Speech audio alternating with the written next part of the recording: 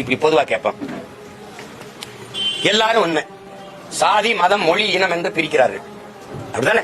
அப்படிதான் நீங்க சொல்றது, மொழி இனம் என்று பிரிக்கிறார். இது எவ்வளவு பெரிய அடிப்படை இல்லாத ஒரு வாதம். முதலில் தோன்றியது மொழி இனமா சாதி மதம்? படிச்சவங்க யாராவது சொல்லுங்க. முதலில் தோன்றியது மொழி இனமா சாதி மதம்? மொழி இனம். ஆதியில் மனிதனின் உழைப்பிலிருந்து தோன்றியது மொழி. அந்த மொழியை பேசக்கூடிய மக்களின் கூட்டம் இனம். ரொம்ப ரொம்ப பின்னாடி ரொம்ப ரொம்ப இடைவந்த சாதி எனும் இடர் ஒளிந்தாள்ங்கிறான் நம்ம தாத்தா புரட்சி பாவலன். அப்ப இடையில வந்த சாதி, இதை எப்படி முன்னாடி போட்டீங்க சாதி மதம்னு? உலகம் முழுமைக்கும் அரசியல் மொழியின் அடிப்படையில் தான் கட்டமைக்கப்பட்டிருக்கு. அது நல்லா விளங்கணும். அப்ப நீங்க தமிழ் மொழி இனம்னு நீங்க பிரிக்கிறதுனா, இங்கிலாந்துல இருந்து அயர்லாந்து ஏன் பிரிஞ்சு? நீ இங்கிலீஷ், நான் ஐரிஷ்.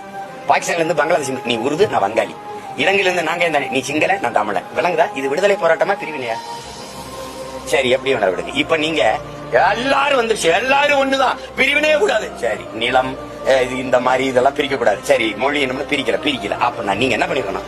உலக வெற்றி கழகம் ஆரம்பிச்சுக்கணும். நீங்க ஏன் தமிழக வெற்றி கழகம் ஆரம்பிச்சீங்க? உங்களுக்கு தான் கேரளாவில் ரசிகர்கள் அதிகம், ஆந்திராவில் ரசிகர்கள் அதிகம், தென் மாநிலங்கள் எல்லா இடங்களும் ரசிகர்கள். கேரளாவில் இந்த கட்சி ஆரம்பிக்கலாமே. நான் கேட்கறதுக்கு பதில் சொல்லணும். நான் புரியுதா? அப்ப இது எவ்வளவு எப்படி அடிப்படை இல்லாம நீங்க போயிட்டு அடைஞ்சீங்கன்னா எப்படி? தமிழக வெற்றி கழகம் நினைக்கிறீங்க நீங்க? உலக வெற்றி கழகம், அகில உலக வெற்றி கழகம் முடிஞ்சு போச்சு. யாராவது கேள்வி கேட்டா சொல்லுங்க.